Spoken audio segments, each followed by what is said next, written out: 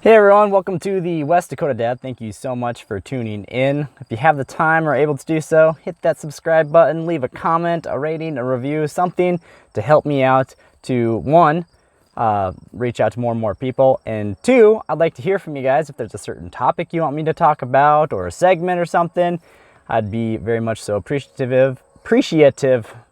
I'd be grateful. Let's just put that. I'd be grateful of that. But with that being said, today I'm going to be talking about this 2-week vacation that I just got off of. And I'm going to give you guys my top 5 family-friendly, especially families if you have children under, say, I don't know, 4 or 5, somewhere in there, that are affordable to do down in the Black Hills of South Dakota. And but before that, as you can see, I'm not in my best well-groomed state because I am out here. As you can see, I was picking corn on a Sunday morning listening to church, and it's been a blast. It's a beautiful day. So we're getting ready to, we're in that mode of prepping for the winter. So we're going to get some corn prepped. So we have fresh vegetables all winter long. My wife we just picked a bunch of apples. So she's been making all sorts of goodies and desserts and whatnot. So my house is smelling good right now. But anyways, yeah, so 2-week vacation. It was a blast. It started out as our family, me and my wife, my daughter and I, as our 4-year wedding anniversary trip, and it kind of turned into a family trip, which was it was fun because we got to see some family that we don't get to see very much. My brother-in-law was down with my sister-in-law. They brought their triplet girls with. They're just a little bit younger than my daughter, so it was a lot of fun playing with all those little girls, and it was just a blast. So I'm going to give you guys, we didn't get to do all these things, but we did get to do some of them. So if you're ever down in the Black Hills of South Dakota, it's a big tourism type place, and sometimes people feel like it's just too expensive to go there because, you know, just renting a place to stay for however long you need can add up and whatnot. And a lot of the tourist attractions, they can cost quite a bit of money. But I have some tribal knowledge, since I am from the Black Hills, of places to go that are very family budget friendly as well, and are still a blast to do. We do them every time we go down there. So starting with number 5, and this one's going to be a little bit biased on my side because it goes straight to the heart of my hometown where I have the most childhood memories from, and that is the Piedmont Park. And they have really vamped it up a lot since I lived there. I mean, we didn't have curb and gutter when I lived in Piedmont, but it looks like they got a couple streets that now do. They actually have a paved parking lot now. They have some new play equipment there, but it's always a fun time. And if you can, I think they have a Facebook page called Vision Piedmont, maybe, or you could just Google search Piedmont, South Dakota, and see if there's any events coming up. Like the 4th of July, I mentioned before, they have a huge ordeal, big parade, and it all revolves around the Piedmont Park there. So if you ever get a chance, go to the Piedmont Park. You know, it's free. It's the town's park, and it's a lot of fun. Sometimes they have other events there where I think they used to do like a movie in the park kind of night where you would go there and, you know, bring lawn chairs and a blanket and stuff, and they'd put on a projector screen and play like a Disney movie or something like that. So go check out the Piedmont Park. Holy cow, we got grasshoppers coming in. Number 4 here, we got Devil's Bathtub. Now before you're like, what the heck? This is supposed to be somewhat a positive and a Christian type podcast here. Don't worry. Devil's Bathtub has nothing to do with the devil, or at least I don't know what the origin of it is and everything. But it is a nature walk. You go to Spearfish Canyon, and you're driving down there. There'll be a gravel parking lot off the road there, close to the Homestake Hydroelectric Building, I believe it's called. You might have to get a map or something. I believe it's located on there. But you park there, and it's this nice long hike, and it can be a little bit strenuous and everything, but I believe we went on it with my daughter, so she was able to do it. We carried her probably most of the way. Actually, did we go on it with my daughter? I can't remember now. Anyways, there's a lot of kids that go on it, and it's a little bit, it's kind of a narrow trail. It's not like a very well maintained trail, but it's a lot of fun. You follow this stream, you cross it a couple times in some shallow spots, and it goes all the way to this little pool area known as Devil's Bathtub, and it has a little waterfall that you kind of slide down these rocks into the pool and stuff. It's a lot of fun. It's usually a nice hot spot. Of course, it's free as well because it's a hiking path in the hills. Moving on to number 3, and this is also where I had a lot of childhood memories with my grandma. This was her thing. She always took us there. It's called Storybook Island in Rapid City. It is free to go in. They take donations. So if you want to, if you feel like you want to, you can leave a donation. It's a lot of fun. They have all sorts of fairy tale type themed equipment. They do have a couple things there that cost money, like if you want to go on the indoor carousel, I think it's like $3 a person, and then you get a ride on this carousel, and you know, they got music and everything on it. It's a lot of fun. Fair warning though, I don't know if it's like that all the time. Me and my daughter went on it, and I'm not gonna lie, I'm not a very big person that likes to be dizzy. I get dizzy extremely easily.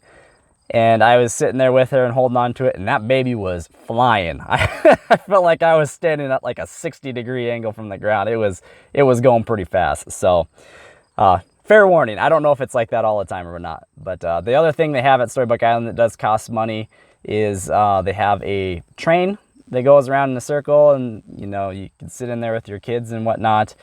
It's definitely an upgrade from like a lawnmower with a bunch of like barrels that are shaped. You know, it's a pretty well done train, so it's pretty cool. My daughter absolutely loved that. I think that was also like $3 a person or something, so pretty cheap. You know, they do got a gift shop there, so that, you know, if you want a souvenir, it costs money or whatnot. But I think sometimes they also do like little plays there. I'm not sure if that's donation or money as well, but they have that as another option.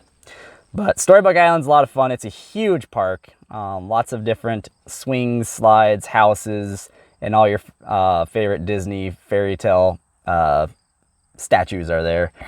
So it's a lot of fun. Number 2, and this one hits a lot of home to me because this is where I proposed to my wife at. It is known as Spearfish Falls, also Rough Lock Falls. You go through Spearfish Canyon again up by Spearfish, and they've upgraded the hiking trails a lot. Rough Lock Falls, it's all sidewalk, but it's sometimes it can get a little steep and whatnot, but it's a beautiful area. They have the Rough Lock Falls, a nice big waterfall, and then a lot of beautiful different vegetation. If you go there in the fall, you get to see all the different colors of all the leaves. It is fantastic. Spearfish Falls is right there as well.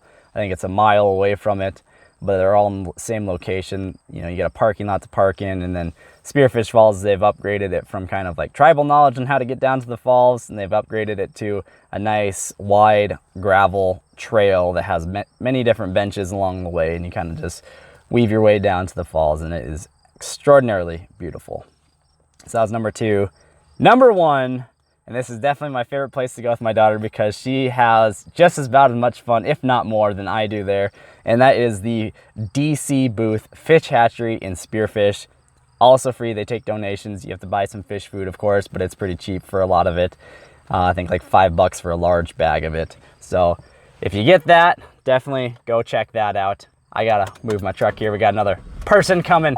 All right, so we moved. Sorry, I had to let this other truck come out. They were also picking corn, a guy I used to work with. So, but anyways, the DC booth Fish Hatchery, it's a fun place to go. Like I said, about $5 for a large bag of fish food, and that is quite a bit of fish food.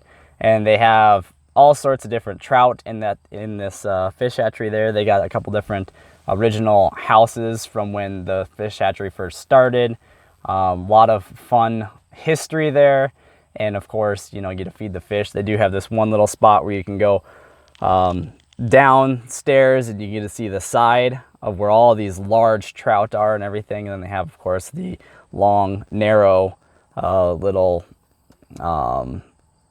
I want to call them live wells, but you know, where they breed the smaller fingerling like trout and everything. And so it's a lot of fun. Kids get to throw the fish food in and they just swarm around it. You know, the ducks sometimes get in line of fire and whatnot, which is hilarious. So those are my top 5. If you're on a budget, most of them are free. Some of them have to have a little bit of a donation if you feel like you want to give money to them to help them keep running and everything, but they're all a blast to do. And of course the Black Hills has so many other things like hiking and whatnot. So go down there, check out those 5 things if you're in the area of the Black Hills of South Dakota. But the other thing I was going to talk about this family vacation was, you probably saw I posted quite a few golf videos, and you can see those on my Instagram and TikTok and everything. I'm not a very good golfer. I don't practice enough. I don't go out enough to consistently become better. So it's yeah, it's an experience, but I love doing it. It's relaxing to me. It's a challenge and very humbling. It's a fun family thing to do. We took my daughter out with us. It's the first time she ever went out golfing, and she loved coming up to the green every single time. She would grab her pink ball and her pink golf tee, and then she'd place the ball right next to the hole and just tap it in. It was so funny to watch, and she loved going in the golf cart. And the Black Hills has a lot of awesome golf courses as well. So if you're a big golfer, definitely go check that out. Our favorite is Tomahawk, of course. A little shout out to them. But it's just a little 9-hole course, but it has so much scenic views weaving out of the hills and whatnot. But yeah, one thing I learned about myself with this golf course or these golf videos was, when I actually watch myself in these videos, I realized that I sometimes, in the heat of the moment, lose a little control. I'm still very competitive, and so when I mess up, I get frustrated. I have calmed down a little bit. I used to, you know, sometimes let out some not so Christian approved words, but I have calmed down a little bit. I still get a little anxious and everything. I believe my wife's stepdad, when we were out one time, he's like, I've never seen anybody get so worked up and then the very next second calm as can be. That's kind of me. But yeah, you can check out those golf videos. They're pretty funny in my opinion on my Instagram and TikTok, the West Dakota Dad.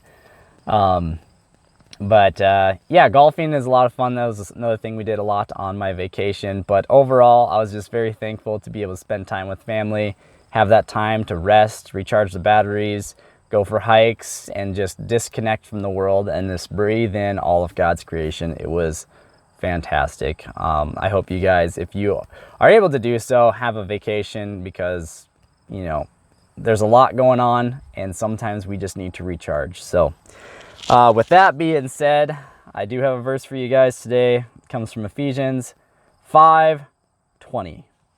And give thanks for everything to the God the Father in the name of Jesus Christ. And that is ever so true. Always thank God every single day for at least something. It could be as little as being able to just breathe clean air. It can be as little as to be able to walk on my 2 feet. It could be as little as having all 10 fingers and toes, because not everybody gets to have all those things. And so we just need to be thankful for what we do have in life. That's what I kind of had for you guys today, a little update on how my vacation went. I hope you guys are having a great summer. We're kicking it into fall here. As you can see, we're harvesting stuff. So until next time, have a great week. And I am the West Dakota Dad. We'll see you next week.